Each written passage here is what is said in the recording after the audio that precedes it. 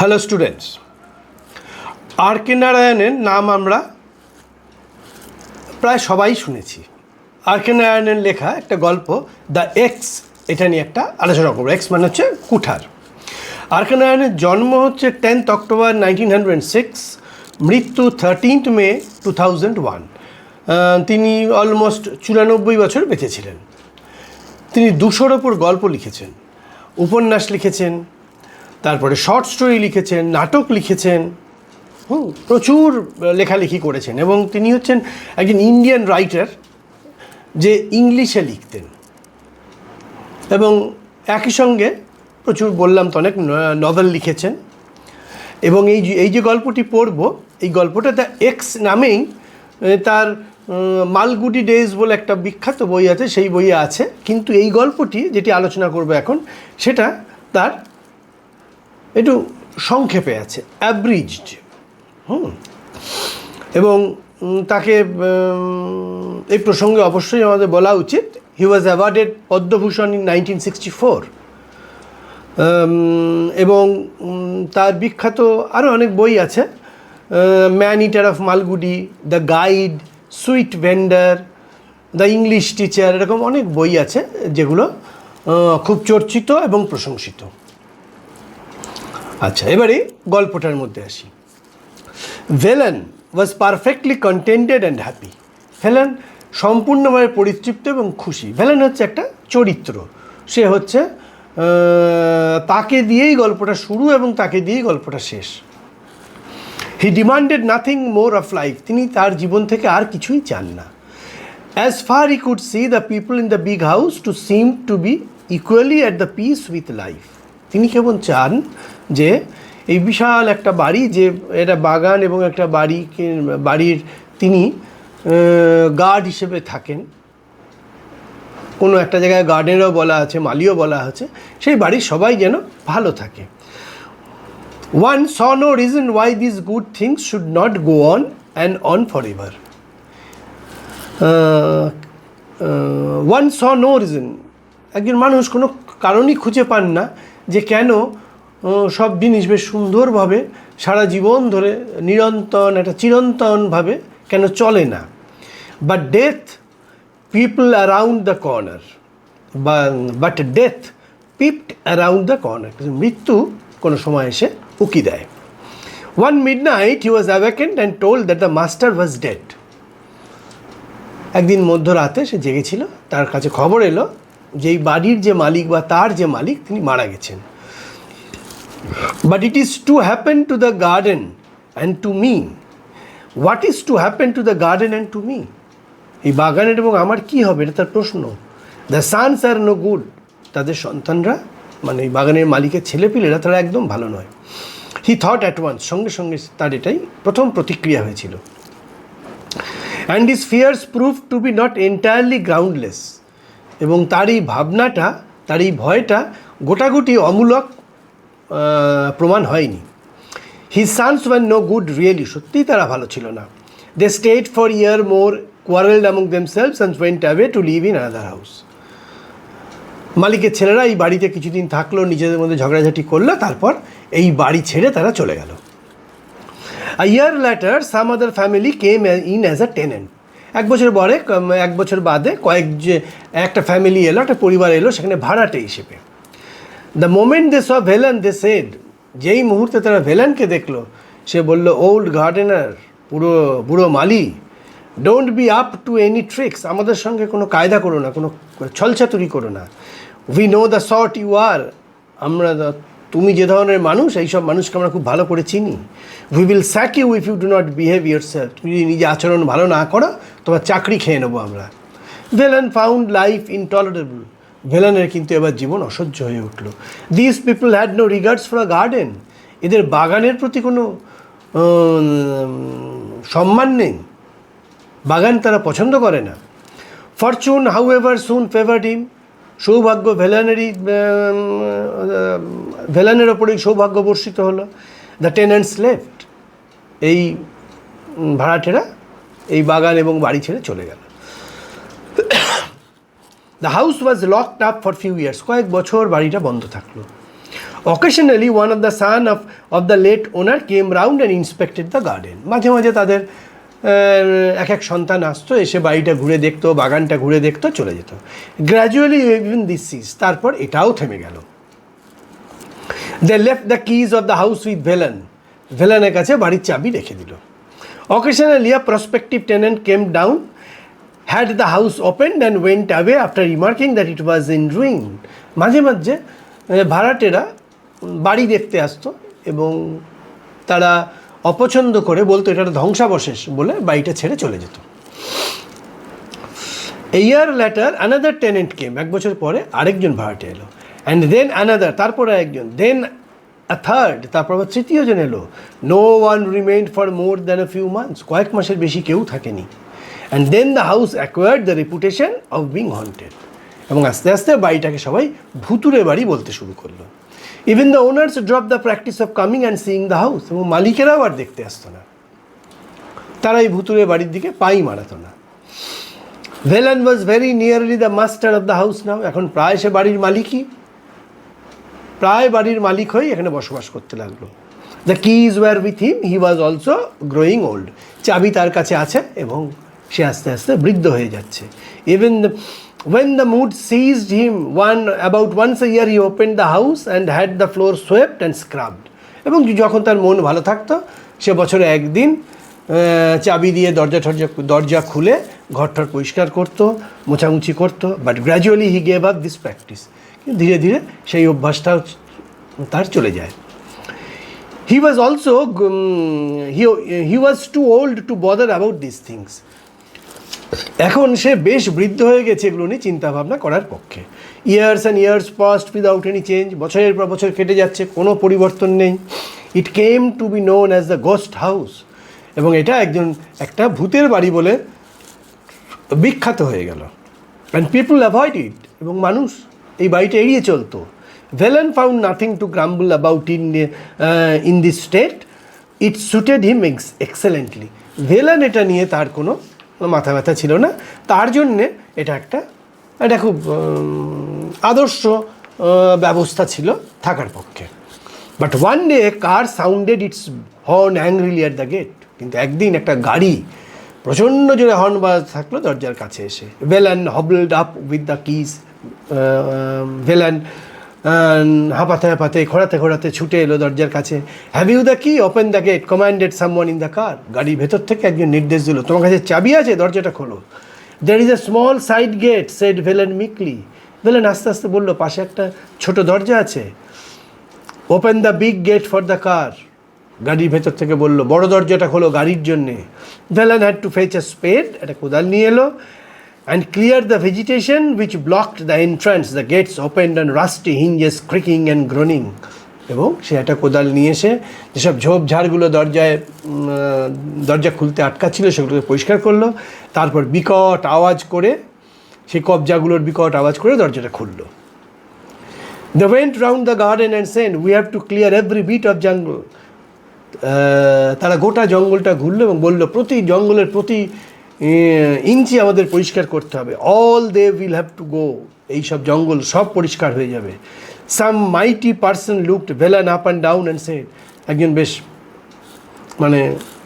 স্বাস্থ্যবান কিনা যায় না, বেশ রাগী মানুষ তার দিকে তাকালো। ইউ আর দ্য গার্ডেনার, তুমি এখানকার মালি। I suppose we have not much use for a garden now. আমাদের আর বাগানের কোনো প্রয়োজন হবে না। All the trees except half dozen on the very boundary of the property will have to go. এই বাগানের পাঁচিলের দিকে 1 ডজন গাছ, হাফ এ ডাজন গোটা ছয়েক গাছ ছাড়া সব, আর বাকি গাছ আমাদের কোনো কাজে লাগবে না, এগুলো এসব কেটে ফেলা হবে। A week later, one of the son of his old master came and told Velan. তার পুরনো মালিকের এক ছেলে এলো এবং ভেলানকে বলল, you will have to go back to your village old fellow. বৃদ্ধ মানুষ, তোমাকে তোমার গ্রামে ফিরে যেতে হবে। The house is sold to a company. এই বাড়িটা একটা কোম্পানিকে বিক্রি করে দেওয়া হয়েছে। They are not going to have a garden. তারা এখানে বাগান রাখবে না। They are going to build small house by the score without living space even for a blade of গ্রাস। তারা এখানে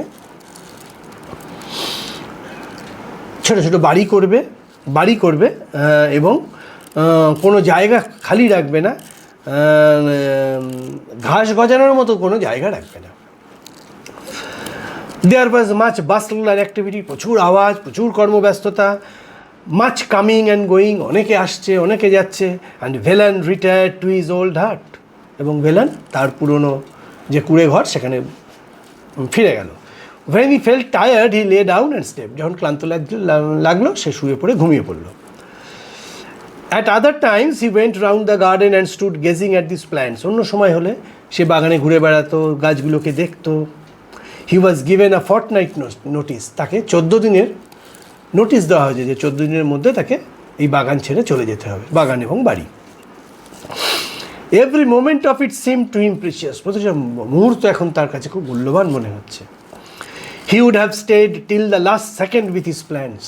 তিনি তার শেষ মুহূর্ত, ভেলান তার শেষ মুহূর্ত দিয়ে গাছপালা, এই জঙ্গল, এই নিয়ে তিনি থাকতে চাইছেন। The sound of an axe would start him out of the afternoon nap. এই দুপুরের ঘুমের মধ্যে হঠাৎ কুঠারের আওয়াজ তার ঘুমটা ভাঙিয়ে দিল। It was just 2 days after he was given notice. 2 দিন কেটে গেছে, তাকে 2 দিন আগে বলা হয়েছিল যে 14 দিনের মধ্যে জায়গা ছেড়ে দিতে হবে, তার মধ্যেই ঘটনাটা ঘটলো। The dull noise of the blade meeting a tough surface reached his ears. একটা ভোঁতা মাথা, ডাল নয়েজ মানে ভোঁতা আওয়াজ, অফ এ ব্লেড, ব্লেড মানে মানে ওই যে কুঠারের যে অংশটা দিয়ে কাটা হয়, যে পাতটা, সেটার কথা বলা হয়েছে। অফ আ রাফ সারফেস, তার কানে এসে একটা কর্কশ অংশ যেখানে কুঠারটা আঘাত করছে তার কানে এলো। He got up and brushed out, উঠলো এবং ছুটে গেল। He saw 4 men hacking the massive trunk of the old Margosa tree. এবং সে দেখলো যে 4 জন মানুষ করাত দিয়ে পুরনো একটা মার্গোসা গাছকে কাটা হচ্ছে। He let out a scream. সে চিৎকার করে উঠলো। চিৎকার করে উঠলে কি বলল? Stop that, থামো। He took his staff and rushed at his house who were hacking. সে ছুটে গেল যারা গাছটা কাটছিল তাদের দিকে। They easily avoided the blow he aimed, but what is the matter, they said. তারা ভেলানের কথায় গুরুত্ব নাই দিতে পারতো, কুঠারের আঘাতে বা ওই করাত দিয়ে কেটে গাছটাকে ফেলে দিতে পারতো, কিন্তু তারা জিজ্ঞেস করলো কী হয়েছে। ভেলান ওয়েপ্ট, ভেলান কাঁদতে শুরু করে দিয়েছিল। দিস ইজ মাই চাইল্ড, এটা আমার সন্তান। আই প্ল্যান্টেড ইট, আমি একে পুঁতেছিলাম। আই স ইট গ্রো, আমি একে বড় হতে দেখেছি। আই লাভড ইট, আমি একে পছন্দ করি, আমি একে ভালোবাসি। Do not cut it, do not cut it down, এটাকে কেটে ফেলে দিও না। But it is companies order. লোকগুলো নম্রভাবেই বললো, এটা তো কোম্পানির মালিকদের অর্ডার, আদেশ। হোয়াট ক্যান উই ডু, আমরা কি করতে পারি বলো? We shall be dismissed if we do not obey and another someone else will do it. আমরা যদি না মানি অন্যজন এসে কাটবে এবং আমাদের চাকরিটা চলে যাবে। Velan stood thinking for a while and said, খানিকক্ষণ দাঁড়ালো এবং কি এটা ভাবলো। Will you at least do me this good turn, তোমরা কি আমাকে একটু সাহায্য করবে এটা ভালো কাজ করার জন্য? Give me a little time, একটু সময় দাও। I will bundle my clothes and go away, আমি আমার জামা কাপড় নিয়ে গুছিয়ে চলে যাব। আফটার আই অ্যাম গান ডু হোয়াট ইউ লাইক, আমি চলে যাওয়ার পরে তোমাদের যা ইচ্ছা তাই করো। They let down their axes and waited, তারা তাদের কুঠার বা করাত যা দিয়ে কাটছিল সেটা নামিয়ে রাখলো। Presently Velan came out of his heart with a bundle on his head.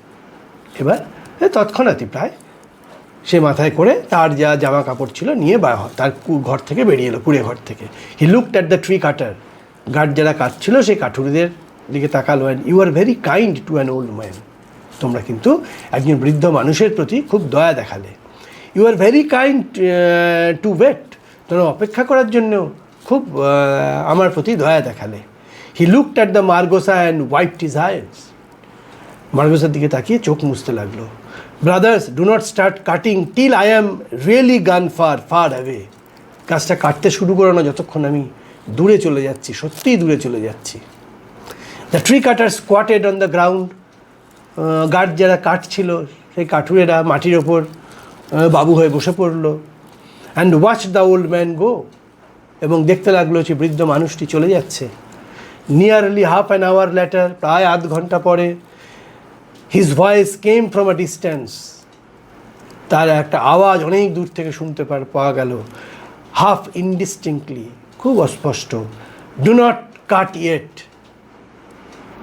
এখনও কাটনি, I am still within the hearing, আমি এখনও শুনতে পাচ্ছি, মানে এখনও কেটো না, আমি এখনও শুনতে পাচ্ছি।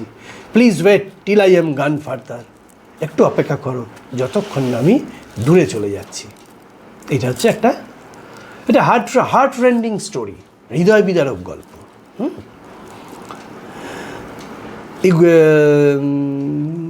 এই গল্পটা মানে প্রকৃতির ওপর যে আঘাত, আমরা মানুষ যে নির্লজ্জভাবে প্রকৃতির ওপর যে আঘাত হেনে চলেছে, কোনো একদিন থেকে শুরু হয়েছিল, তা নিয়েই গল্পটা। The story focuses on modernisation, attachment and environmental destruction. আধুনিকতা, আধুনিক যে উন্নতি হচ্ছে আমাদের, আরবানাইজেশন, অ্যাটাচমেন্ট, কিন্তু বাগান, ফুল, ফল এর প্রতি আকর্ষণ আমাদের সঙ্গে তাদের সম্পর্ক, এবং এনভায়রনমেন্টাল ডিস্ট্রাকশন, এবং প্রকৃতির যে ধ্বংসলীলা চলছে তা নিয়ে আমরা এই গল্পটা পড়ে তার আঁচ পাই। এখানে প্রকৃতি, নেচার ভার্সেস ডেভেলপমেন্ট আমরা এখানে পরিষ্কারভাবে দেখতে পাচ্ছি যে প্রকৃতিকে উন্নতি কীভাবে ধ্বংস করছে। Attachment with nature and loss, এবং প্রকৃতির প্রতি আমাদের যে সখ্যতা, আমাদের যে সম্পর্ক এবং তার যে ধ্বংস, সেটাও আমরা এই গল্পের মধ্যে দিয়ে পেলাম। আর কি পেলাম? ইনএভিটেবিলিটি অফ চেঞ্জ, কিন্তু পরিবর্তন তো আসবেই, সে যেভাবেই হোক পরিবর্তন আসবেই। আমি না চাইলে আরেকজন আনবে পরিবর্তন। সেই পরিবর্তন ভালো হতে পারে, খারাপ হতে পারে, কিন্তু প্রকৃতিরকে হত্যা করে যে পরিবর্তন আসছে, সেই পরিবর্তন অবশ্যই আমরা আজ দাঁড়িয়ে বুঝতেই পারছি যে কতটা আমাদের পক্ষে ক্ষতিকারক হয়েছে। ভেলান একজন সাধারণ মানুষ, simple, dedicated to nature, hard working man who defines the existence through his care of garden. সে কিন্তু তার বাগানের মধ্যেই তার অস্তিত্ব খুঁজে পেত, এবং এই ভেলানের মাধ্যমে আমরা কিন্তু একটা জিনিস বুঝতে পেলাম, একটা জিনিস পরিষ্কার, যে প্রকৃতির মধ্যে থাকা মানুষটি প্রতিটি মুহূর্ত প্রকৃতির প্রতি তার যে ভালোবাসা, এই ভালোবাসা কিন্তু অকৃত্রিম ছিল, এবং যার জন্যে সে শেষে ওই যারা গাছ কাটছিল তাদের বলেছিল আসলে সেই মার্গসা গাছটা কেটে ফেলবে, তার আওয়াজটাই সে সহ্য করতে পারছিল না। এবং এটা আসলে এটা রূপক, একটা গাছ কাটা না, প্রকৃতিকে ধ্বংস করা। আর তার সঙ্গে আমরা মাস্টার, ছেলে, এদের সব পাই, এরা সবাই ওই ডেভেলপমেন্টের পক্ষে, এবং যে উন্নতি হবে প্রকৃতিকে ধ্বংস করে। আর যে এক্স, কুঠারটা, এটা কিন্তু একটা মেটাফর, এটা একটা প্রতীক হিসেবে ব্যবহার হয়েছে। মেটাফরের থেকে ওটা বলা ভালো, প্রতীক হিসেবে ব্যবহার হয়েছে। কিসের? The harsh abrupt end of natural world and destruction of Velan's idyllic life. ভেলানের যে জীবন, বা ভেলানের মতো মানুষ যারা প্রকৃতির কোলে ভালো থাকে, তারা আস্তে আস্তে পৃথিবী থেকে হারিয়ে যাবে। কারণ প্রকৃতি যত ধ্বংস হবে, তাদের সংখ্যাও কমবে, এবং প্রকৃতি এই মালিকের ছেলে এবং কোম্পানির মতো লোকদের হাতে প্রকৃতি ধ্বংস হবে। আবার the axe is the symbol of industrialisation, modernisation, কারখানা হচ্ছে, আধুনিকতা বাড়ছে, আরবানাইজেশন, শহরতলি গড়ে উঠছে, and destruction of nature and the old orders. পুরনো যে নিয়ম কানুন সব ভেঙে তোলপাড় হয়ে যাবে, এবং নতুনের জন্যে রাস্তা তৈরি হবে। নতুনের জন্য রাস্তা তৈরি হওয়া খারাপ নয়, কিন্তু প্রকৃতিকে ধ্বংস করে কি হয়েছে তা আমরা আজকে খুব ভালো করেই বুঝতে পারছি, আমাদের হাত ধরেই হয়েছে। আর এখানে the axe is not merely a tool, এটা কিন্তু একটা যন্ত্র নয়, গাছ কাটার যন্ত্র বা গাছ কাটার অস্ত্র নয়, বাট দ্য ক্যাটালিস্ট, এখানে একটা অনুঘটকের কাজ করেছে for the destruction of Velan's world. ভেলানের যে পৃথিবী, মানে প্রকৃতি নির্ভর যে পৃথিবী, এবং যে গল্পটার নাম দ্য এক্স, যদি এই অর্থে দেখি ভীষণভাবে সঠিক। এক্সটা এখানে যে প্রতীক হিসেবে ব্যবহার করা হচ্ছে, সেই প্রতীকটা ধ্বংসের প্রতীক। কাকে ধ্বংস করছে? প্রকৃতিকে, এবং এর ফলে হারিয়ে যাচ্ছে কারা? ভেলেনদের মতো মানুষ যারা প্রকৃতির কোলে থাকতে ভালোবাসে, প্রকৃতিকে বাঁচিয়ে রাখতে পারে এবং প্রকৃতিকে নিয়ে যারা পরিতৃপ্ত।